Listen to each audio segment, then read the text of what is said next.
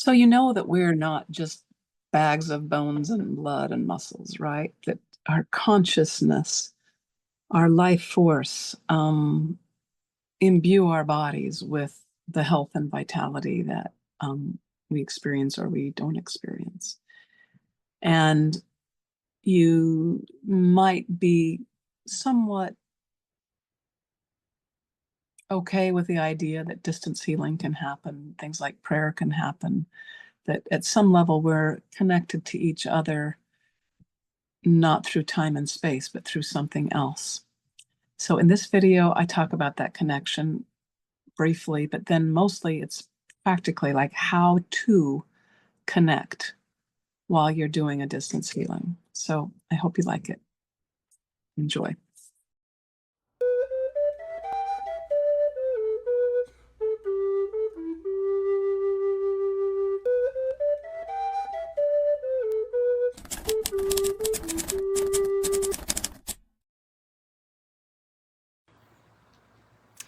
Hey everybody, it's the Friday Facebook Live distance healing. My daughter gave me these flowers and they're just nice, so I thought I would show them to you because otherwise nobody else can see them. Welcome. Yeah. So today's topic is about connection with distance healing.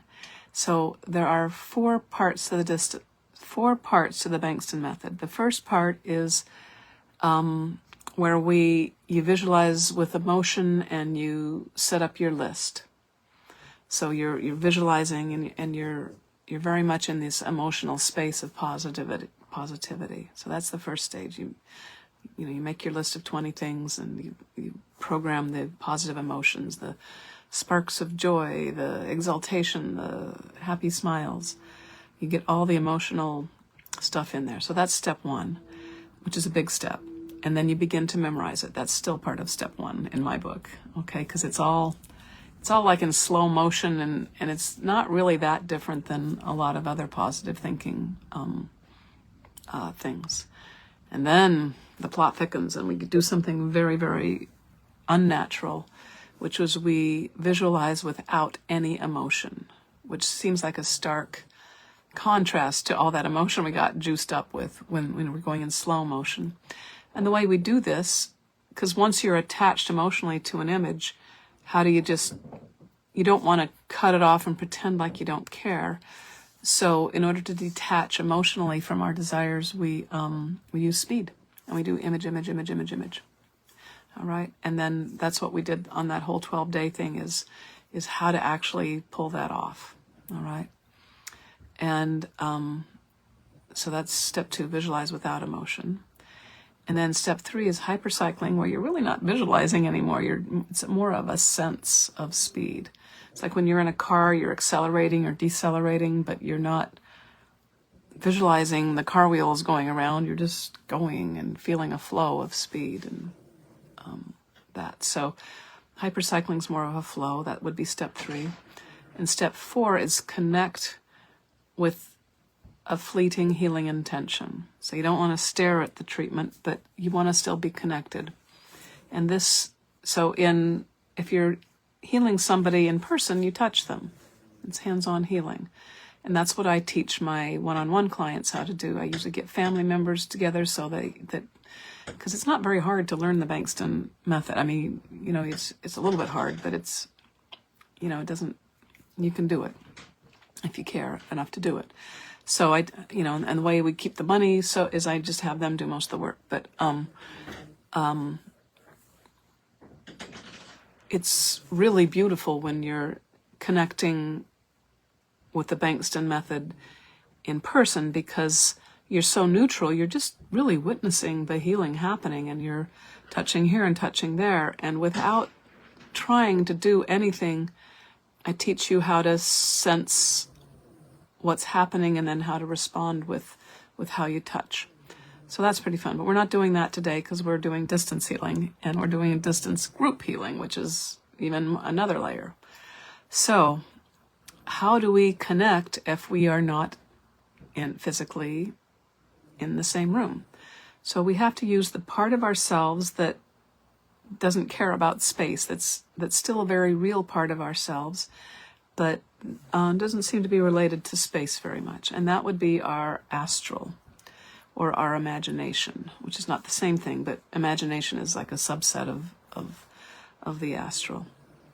And what you do is you use your imagination to sense that even though we are not in the same room, we are connected.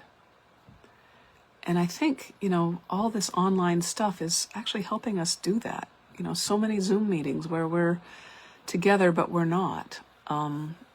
It's becoming part of our culture, whereas our parents, my parents, if you weren't in the same room, you weren't connected. I'm sorry, you weren't connected. And that telephone thing was like a big deal. I think it's part of our culture to know how to connect astrally and sense that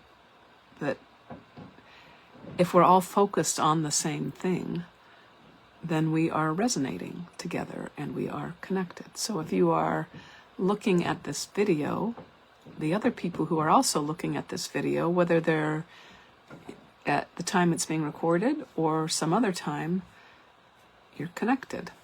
So feel into that and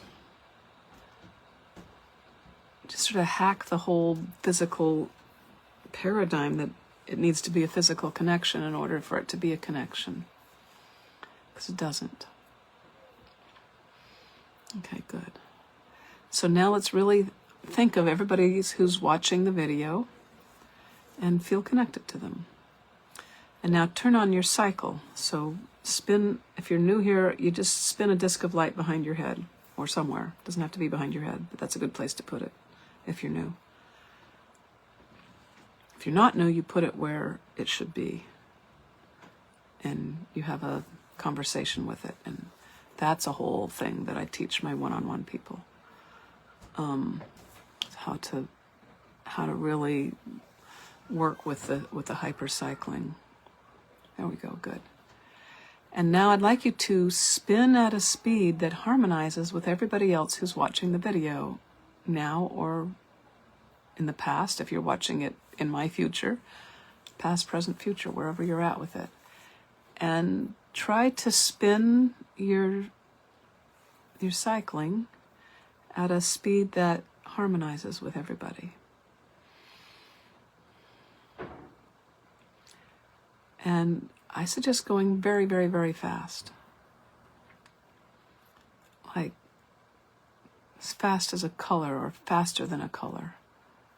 Like green is 4.9 times 10 to the 14th cycles per second. Like that fast, not fast as a blender. Like jillions of more than that. Okay, good. Okay, good. All right. And now I'd like you to, while you're resonating with everybody else, I'd like you to resonate with your higher self, your true nature, your essential being.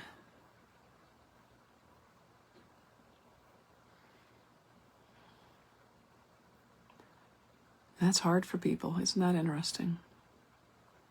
Because you have to like flip the switches in your mind. Like, what does she mean? Like, do I even believe that? Like, so it's just keep it easy. Don't worry too much about the teleology of it. Just some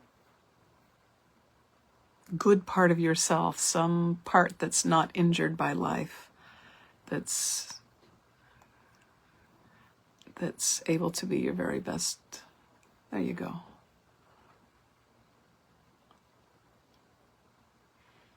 I know, higher self's like God. Like, what does she mean?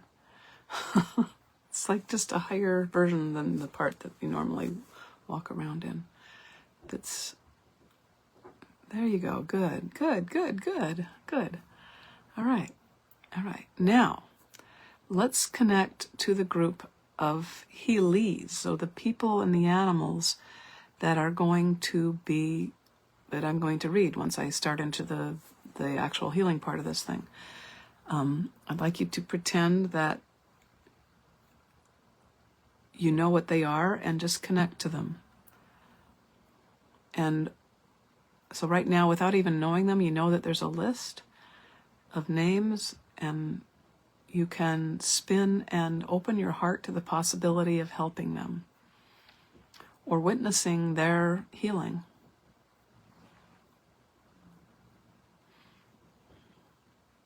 And somehow, you know, like that double slit experiment in quantum physics, somehow your witnessing activates the healing in them. There you go, good. So that's the general. And then in a minute or so, we're going to do the actual guided visualization where we go into an inner sanctuary, an inner healing sanctuary.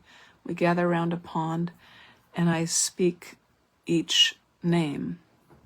And what I'd like you to do is connect to each name when it happens. But you don't want to connect in a zappy way. There's so many really great healing techniques that are not bad. I don't think they're bad, but it's just not what we're doing here, okay? We're trying to be more neutral than that and just watch it, because when you watch it without forcing it, or because like, how many of you know how to cure cancer? I don't, and I've seen it happen a lot. And I've participated in facilitating it, but I don't know how to do it, right? Because some unconscious part of my clients do it. I don't do it. So to be thinking that if I put love and light onto you, that you will be better, you probably will be a little better, but you'll be a lot better if I don't do that. If I just notice the love and light coming out of you that's already there. And if it's not coming out of you, just have it be okay. Because sometimes the shadows, the lack of the love and light are part of the healing process. So don't assume that somebody needs love and light in order to heal. So don't, just be neutral, okay? So that's how I like to connect. Yeah. And the other thing that I'd like you to use as a connect is I would like to have a cancer cure or 10 out of this group in the next few months. And I'd like to put an image of that on my cycling list, and I invite you to do the same. That not only do you have an image of maybe the person or yourself completely cured, person that you put their name on the list for this thing, but also yourself. But maybe you want something where we're all celebrating on Facebook that so-and-so, you know, got a clean PET scan or whatever, you know, something that is evidence that their physical disease went into remission. I would like that. So that's something I want. So I'm putting it on my list. If you want that, I invite you to put that onto your list and create a picture in your mind and review it every day. And I'll remind you on Facebook to review your list. And then you'll be looking at your list and you don't know if the cancer's being cured, or you're going to learn Spanish, or you're going to, I don't know, clean your garage. You know, all the things that we want. We want lots of different things. So, you know, it's just spinning around as all the many things, and it helps us. Anyway, that's enough about that. Okay, good. All right, let's start it. Let's do it. I'm going to smell my roses. Yep, they're nice and smelly, beautiful smelly. I feel duly appreciated by people. Okay, good. And roses are the energy of love. And I mean, they're the symbol of love. So here, let me just show you again. Roses are the symbol of love. And these are purple lavender roses, and then this is purple. So I'm actually cycling at the speed of that right now, of that, tuning into that. And I'm smelling the rose. Good. And that's just like getting me in a good space to do this. All right. So thank you for being involved. Okay, bye-bye.